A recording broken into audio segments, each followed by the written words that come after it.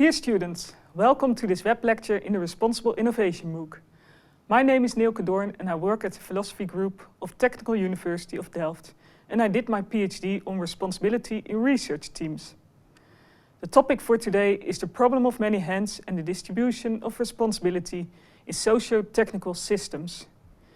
After having watched this web lecture, you will be able to describe the conditions for responsibility and apply these to concrete cases, to describe the problem of many hands and explain how it applies to engineering, and to describe how engineering design may affect the responsibility of users.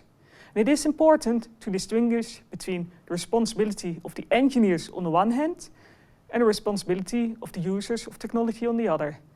And the first two topics, or the first two learning objectives, relate to the responsibility of engineers.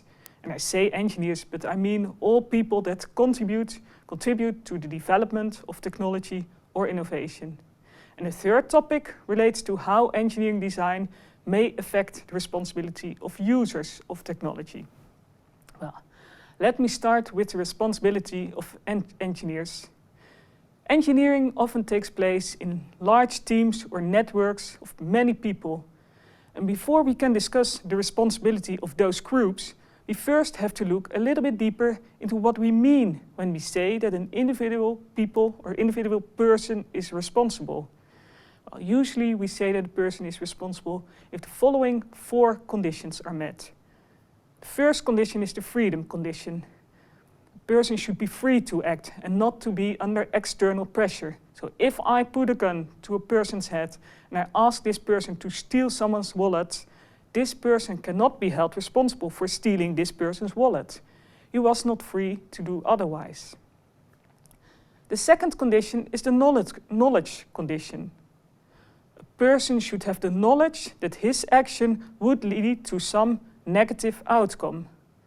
And if the person does not know this, he will generally not be held responsible. Say someone painted the door of his house and he didn't put a notification there that the door was still wet.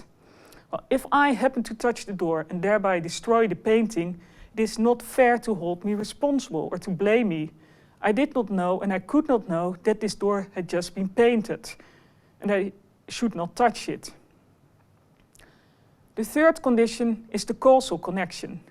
There should be a causal connection between the act of this person and the negative outcome. So I cannot be held responsible for things I did not causally contribute to. So if someone else touches this door, it's not fair to hold me responsible. Well, and sometimes doing nothing is actually the wrong act. So if I'm in the possibility to save a person from harm, not doing anything, that's the wrong act. The last condition is about the transgression of a norm. What I did was somehow faulty. I transgressed a norm. This norm can be a legal norm, but can also be an ethical or a social norm. It is a difficult condition, but especially if we talk about institutions later in this course, it is an important one.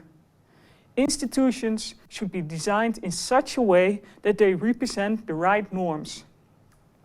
Now let us look at an example in which several people are involved.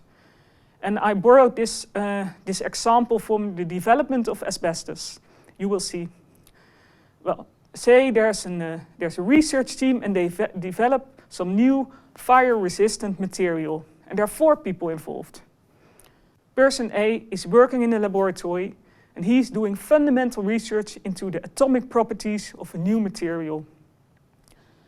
Person B is hired by the fire brigade to design a new outfit for the firemen with this promising new fire-resistant material. Person C is the director of the fire brigade and who hired the designer. And then there's person D, works at the fire brigade and he's responsible for cleaning the fireman's outfit. Now, as it turns out, this promising new material happens to be carcinogenic if it is brought into contact with washing powder. And one of the employees develops some lethal type of cancer and eventually he dies. Can we say that one of the persons is morally responsible for the death of this cleaner? Well, let us look at four people. All persons made some causal contribution. But well, what about the other conditions? These are probably not met, at least not there's not one single individual who fulfilled all 4 conditions. The person working in a laboratory may have known that this material could have some chemical reactions with other materials, but he could not know, or he could not foresee how other people would use the material. The other persons, well, they probably did not know about the carcinogenic properties of the material. We can even say that the person who was responsible for cleaning was not really free to do otherwise, to act differently. So the actions of the 4 people together lead to some dramatic outcome, but none of the individual persons can be held responsible. This phenomenon is called the problem of many hands. Because there are different people involved, it is impossible to identify one single person that is responsible. And this problem is very urgent in engineering, because there are often many people involved in the development of technology and in engineering, with potentially high impact if things go wrong. Think of the oil spill of the BP platform in the Mexican Gulf. The impact of this disaster was huge, and it immediately prompted the question, who is responsible? Well, the problem of many hands is often discussed in a backward-looking sense, that is, after some negative event has happened. But we can also use the conditions to look at the problem of many hands in a forward-looking sense and see how we can prevent it. We can then use the conditions to see whether the person has the ability to carry out his or her responsibility. Does the person have the freedom to act? Does he have the required knowledge? Are the right norms in place, etc.? And this brings us to the last topic of this lecture, the relation between responsibility and technology. Well, the automatic pilot in an airplane is a clear example of a technology taking over responsibility from a person. But can technology also be developed in such a way that they enable people to assume their responsibility? Well, I think that technology can indeed have this role. This requires that we pay attention to the specific aspects of responsibility when technology is being developed. Well, I will briefly discuss 2 examples.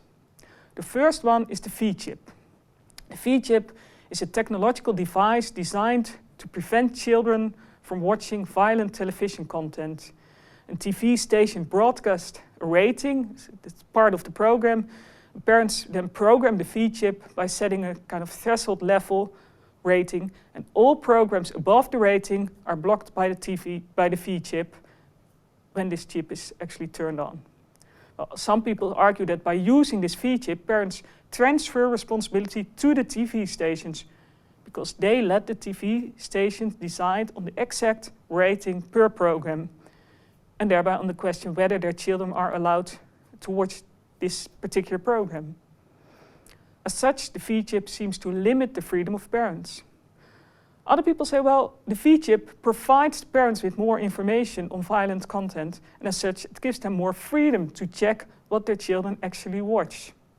Well, whether the V-chip limits or enhances the parents' responsibility is open for discussion, but it clearly shows that technology can and does affect a person's responsibility. The second example is a control room. A control room is a central space where a large physically dispersed facility or service can be monitored or controlled. These rooms are often equipped with multiple monitors and screens. And people working in those control rooms, they have to make decisions on the basis of a huge amount of information. That means that the layout of these rooms and the way the information is presented determines to what extent people are indeed able to make the correct decisions. We could say that a badly designed control room may hinder people from assuming their responsibility. Vice versa, a well-designed control room may enhance a person's ability to carry out his responsibility. In this lecture, I have discussed the conditions of individual responsibility and the problem of many hands, and I have shown how technology can enable but also hinder persons in carrying out their responsibility. One aspect of responsible innovation is to develop technology in such a way that it may indeed facilitate or strengthen people in their ability to be responsible. Goodbye, and thank you for your attention.